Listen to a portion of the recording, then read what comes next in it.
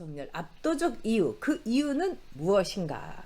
자, 어저께 이제 윤석열이 우당 선생의 기념관에 갔는데 뭐 기자들한테 물어보니까 난리였다고 합니다. 그리고 그 분위기가 거의 대선 그 후보 결정이 되면은 막 소리 지르는 게 있어요. 뭐 윤석열, 윤석열 이런 식으로요. 그게 바로요. 이 정치를 끊지 못하게 하는 일종의 마약 같은 겁니다, 여러분. 보세요. 그냥 뭐 지금은 힘들겠지만은 내년쯤에는 아마도 올림픽 체조 경기장 같은 데서 국민의힘의 이 대선 후보 이 내년이 아니네요. 올해 11월이니까 그때쯤이면 다 모일 수 있을지도 모르겠지만 좀 힘들겠지만 보통 때는 어떠냐? 올림픽 체조 경기장 같은 데서 이제 대선 후보 뭐 투표가 일어나고요. 그다음에 전국에서 당원들이 다 옵니다. 그래서 뭐 각 그 지구당별로 막 깃발 흔들고 그다음에 자기들이 이제 이 뭐라고 할까요? 지지하는 후보들 막 연호를 합니다. 그래서 제일 셌던 때가 박근혜 후보하고 이명박 후보하고 당 대통령 후보 경선할 때였어요. 살벌했습니다, 여러분.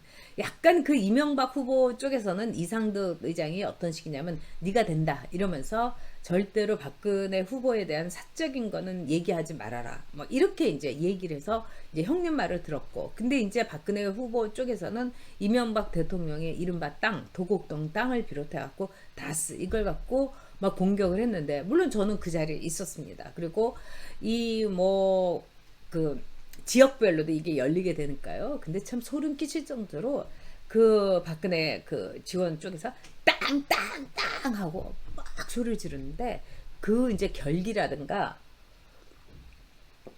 지금 생각해도 제가 소름이 끼칠 정도예요. 그만큼 열정적이었다는 거죠. 그리고 박근혜라는 후보의 팬덤이 대단했던 거. 그렇죠. 그리고 이명박과 박근혜는 이 일종의 싸움이었어요. 이명박은 뭐라고 할까요? 우리가 대선에서 승리를 해야 되니까 일종의 고용을 한 거예요. 속된 말로 이 일본 말로 야도로, 그러니까 야도이 사장, 고용 사장이었고, 박근혜는 이 한나라 당에서 보듬고 보호하고 아끼고 가슴 아파하고 이런 박정희 대통령의 딸이었던 거예요. 그러니까 이쪽은 입양아였고 이쪽은 내 핏줄이었고 막 그런 이 상황이었습니다. 근데 어저께 그 현장에 있던 그 기자들한테 제가 좀 누가 기자 갔었냐 했더니 아무개가 갔는데 선배 제가 알아봐 드릴게요. 그래서 제가 간접적으로, 왜냐면 그 현장에 제가 아는 급들은 벌써 안 가더라고요. 근데 와, 소름이 쫙쫙 돋을 정도였다는 거예요. 그래가지고 막 윤석열의 어떤 지지하는 사람들도 몇 명 왔지만 그냥 대부분이 그 자리에 모였던, 그러니까 우당 그 이회영 그 선생님은 뭐 우리 우파의 인물이었습니다. 뭐 그 김원봉이 이런 사람, 뭐 여운형 이런 쪽이 아니었어요.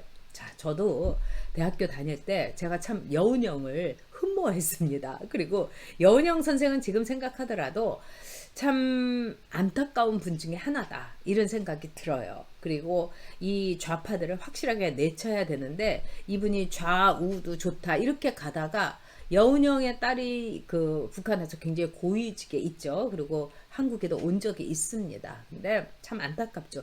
인물로는 굉장히 뛰어난 인물이었어요. 그러나 제가 여운형 선생에 대해서 이건 아닌데 싶었던 거는, 그분은 책을 직접 읽지 않고 브리핑으로 남이 하는 말을 굉장히 귀담아 들으면서 그걸 갖고 얘기를 했다는 거예요. 물론 뭐 책을 아주 안 읽었다는 건 아닙니다. 절대로. 그런데 바로 피와 살이 되려면 자기가 직접 읽고 직접 해야 되는 거죠. 그런 점에서 저는요, 윤석열은 굿 리더다. 아주 좋은 책을 읽는 리더다 이런 생각이 듭니다. 지금 여러분께서도 이제 우리가 믿고 거르는 리얼미터지만 요즘은 리얼미터 수치를 보면 워낙에 잘 나와가지고 이거 그냥 믿는 척 해볼까 이런 생각도 듭니다. 끝물인 거죠, 문재인에. 그래서 문재인이 뭐 35% 간당간당하고, 중요한 거는 뭡니까? 더블로 거의 60% 넘게 이 리얼미터에서도 문재인에 대해서 너무너무 못한다 이렇게 나오는 거예요. 그러니까 심기 바로미터, 심기 리얼미터, 이제 리얼미터도 이렇게 손 씻은 것 같아요. 리얼미터에 제가 대표를 만난 적이 있어요. 근데 그 사람이 뭐라고 하느냐, 그 사람은 확실한 이쪽이에요. 저쪽이에요. 좌파예요. 근데 우리 엄마는 엄청난 보수다. 강렬하게 던진 거죠. 어저께 분위기는 뭐 어마무시했다고 합니다. 그리고 뭐 오세훈 시장하고도 하고 그 문제에 송영길이하고도 막 웃으면서 인사하고, 그걸 보면서 누가 이랬다는 거 아니에요. 와, 윤석열 진짜 대단하다. 왜냐하면 송트남 이렇게 보면은 이렇게 아직 정치에 물이 안 든 사람 같으면 이럴 수 있는데 이렇게 반달 모양 그리면서, 이거는 윤석열이한테 굉장히 정치적인 자질, 이게 있다는 거죠.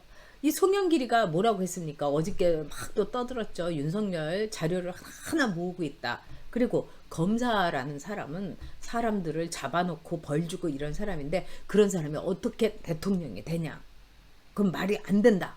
뭐 이렇게 막 얘기한 거예요. 국민의 심정을 진짜 모릅니다. 우리 송영길이. 우리 국민들은 일단 문재인 정권에 대해서 쫙 겁을 주고, 그 다음에 벌을 줄 사람을 요구합니다.